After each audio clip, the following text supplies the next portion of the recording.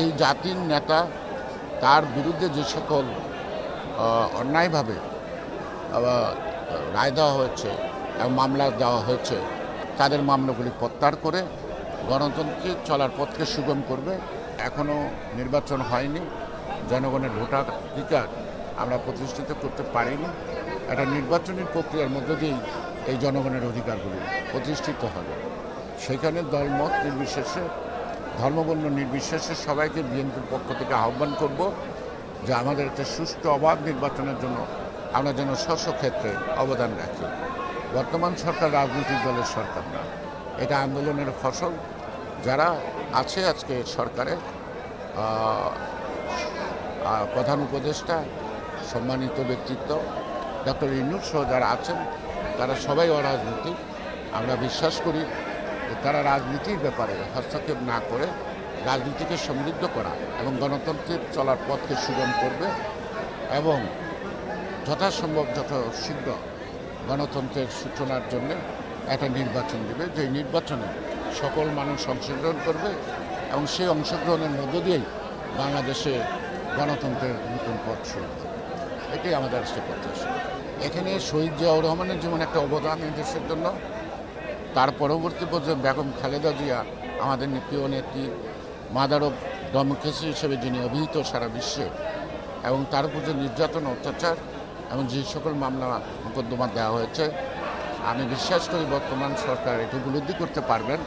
রাজনৈতিক প্রতিহিংসা চরিতার্থ করার জন্য তাদের প্রতি অবিচার করা হচ্ছে এবং দীর্ঘ 7 বছর যাবৎ তারেক রহমান বিদেশে বসে এবং দিবারাত্রি পরিশ্রম করে এই জাতিকে সংগঠিত করতে সক্ষম হয়েছেন এবং পুরো জাতিকে ঐক্যবদ্ধ করতে সক্ষম হয়েছেন এবং তিনি আজকে বিএনপির নেতা হিসেবে বিবেচনা নাই, তিনি আজকে বিএনপির সীমানা অতিক্রম করে তিনি আজকে জাতির নেতা।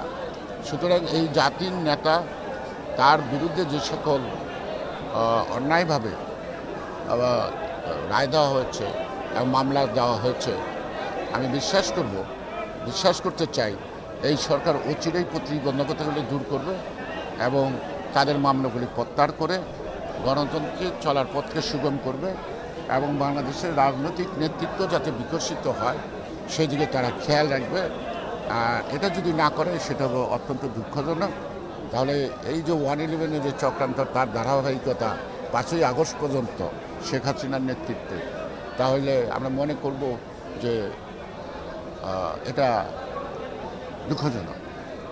আমরা আশা করব এই আন্দোলনের সংগ্রামের মধ্য দিয়ে তারা আজকে জাতির নেতৃত্ব দিচ্ছেন, সরকার গঠন করেছেন, তাদের সকলের আত্মদানকে এবং সকলের ত্যাগকে এবং নির্যাতনকে তারা আমলে নেবে এবং যথারীতি এদেরকে এই সকল মামলা মোকদ্দমা থেকে বা কোর্টের হাজিরার আমাদের যদি যেতে হয় এখনও, এখান থেকে আমাদেরকে মুক্ত করে।